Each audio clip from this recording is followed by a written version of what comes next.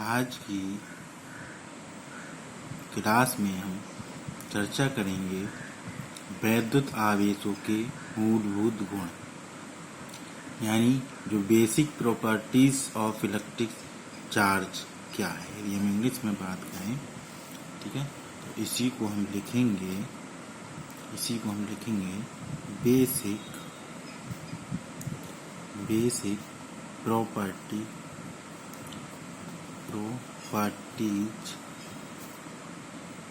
Of electric charge, यानी वैद्युत आवेशों के मूलभूत गुण, यानी वैद्युत आवेशों के मूलभूत गुण, इनके बारे में हम क्लास में चर्चा करेंगे। इससे पहले हमने कूलाम्स का नियम भी पढ़ा था, ठीक है। इसके पहले इसमें हमने वैद्युत आवेश, उनके प्रकारों को पढ़ा, ठीक है। आवेशन की विधियां हमने यहाँ पर देखी, मेथड ऑफ चार्जिंग, ठीक। जैसे घर्षण द्वारा आवेशन बताया गया था, चालन द्वारा बताया गया था, ठीक है, और प्रेरणा द्वारा बताया गया था। इन्हीं के आधार पर वैद्युत आवेशों के कुछ मूलभूत गुण होते हैं, यानी जो वैद्युत आवेश है उनके क्या क्या गुण हैं, यानी बेसिक प्रॉपर्टीज क्या क्या है, ठीक है। तो इनके कुछ मुख्य गुण हैं। मुख्य गुण में पहले यदि हम यहाँ पर गुण की बात करें, पहली प्रॉपर्टी की बात करें, तो इसमें होता है अट्रैक्शन एंड रिपल्सन,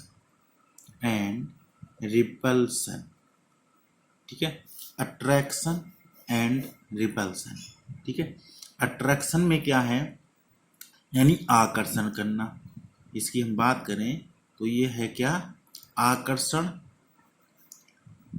तथा प्रतिकर्षण,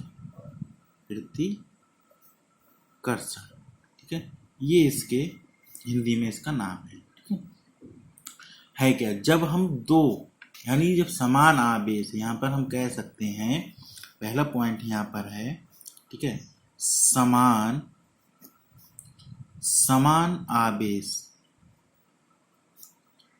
एक दूसरे को क्या करेंगे, एक दूसरे को प्रतिकर्षित करेंगे।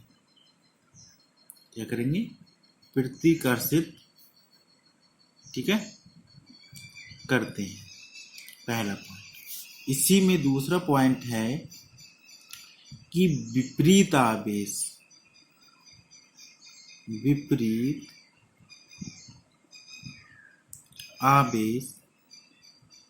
एक दूसरे को क्या करेंगे, आकर्षित करेंगे। क्या करेंगे, आकर्षित करते हैं, ठीक है। कहने का मतलब ये है, तो समान अट्रैक्शन एंड रिपल्सन मतलब प्रतिकर्षित, ठीक है, और अट्रैक्शन मतलब आकर्षित।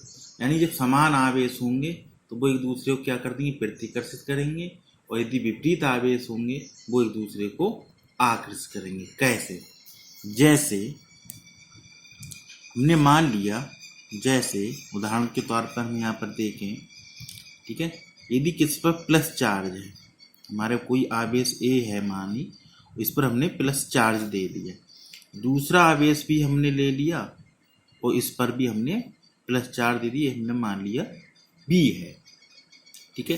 तो जब इनके बीच फोर्स लगाएंगे, यानी ये फोर्स मानी इस पर लगाएगा, ठीक है, यानी इस पर हमने लगाएगा एफ, ठीक। तो जितना फोर्स ये इस पर लगाएगा, ठीक, और पावर दोनों की सेम है, तो ये ही भी क्या करेगा, उतना ही इस पर प्रतिकर्षित कर देगा, यही उस पर उतना क्या कर देगा, प्रतिकर्षित कर देगा। ये कहलाते हैं समान आवेश एक दूसरे को क्या करेंगे, प्रतिकर्षित करेंगे। बात समझ में आ गई, ठीक है। अब इसी में दूसरा उदाहरण भी हम यहाँ पर देखें, ये हमारे पास है प्रतिकर्षित का, यानी रिपल्सन का, रिपल कर देते हैं, ठीक है। इसी प्रकार हमने मान लिया एक आवेश हमारे पास है प्लस ए का, और दूसरा हमने ले लिया ये इस पर है चार्ज माइनस, यानी दूसरा एटम बी है, इस पर चार्ज हमारे पास कितना है माइनस बी, ठीक है। तो जब ये माने इस पर फोर्स लगाएगा तो ये अपनी तरफ ले लेगा, तो माइनस वाला अपनी तरफ ले लेगा, ये इस पर फोर्स लगाएगा तो ये अपनी तरफ ले लेगा।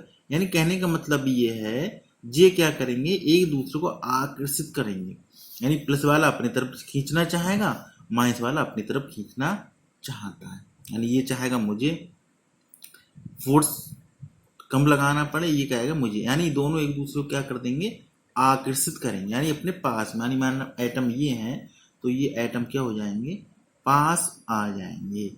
इसी को कहते हैं आकर्षित होना, ठीक है। तो ये क्या करेंगे एटम, ये जो एटम है ये एटम करेंगे क्या चीज, आकर्षित। क्या करेंगे, आकर्षित। ये है प्रतिकर्षित का और ये है आकर्षित का, ठीक है। ये है इनमें मूलभूत गुण, ठीक है। इसके बाद हमारा दूसरा पॉइंट इसमें इसी में है, ठीक है। एक तो हमारे पास अट्रैक्शन एंड रिपल्सन हो गया, दूसरा है कंसर्वेशन ऑफ चार्ज। सेकंड की यदि हम यहाँ पर बात करें, यदि यहाँ पर हम दूसरे की बात करें, दूसरा पॉइंट क्या है, कंसर्वेशन, कंसर्वेशन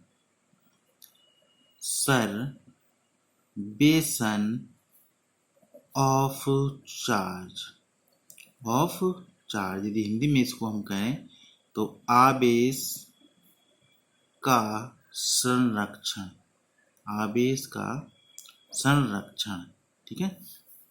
अब ये आवेश जिस तरह ऊष्मा है, ऊष्मा आपने पढ़ी है, ऊष्मा को ना उत्पन्न किया जा सकता है ना ही नष्ट किया जा सकता, केवल क्या कर सकते हैं, एक रूप से दूसरे रूप में उसे परिवर्तित कर सकते हैं। ठीक इसी प्रकार इसमें भी हम क्या कर सकते हैं, कंजर्वेशन ऑफ चार्ज में, कि आवेश ना तो उत्पन्न किया जा सकता है और ना ही नष्ट किया जा सकता है, इसे केवल एक वस्तु से दूसरे वस्तु में स्थानांतरित किया जा सकता है, यानी ट्रांसफर कर सकते हैं।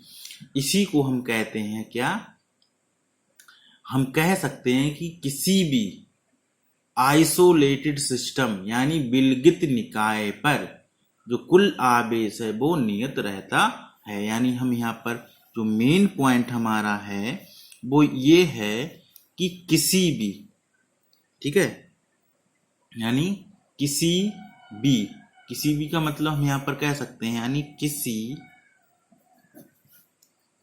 आइसोलेटेड सिस्टम, ये यहाँ पर हम कह सकते हैं विलगित निकाय, विलगित निकाय। यदि हिंदी में बात करें तो विलगित निकाय, ठीक है। में कुल आवेश नियत रहता है,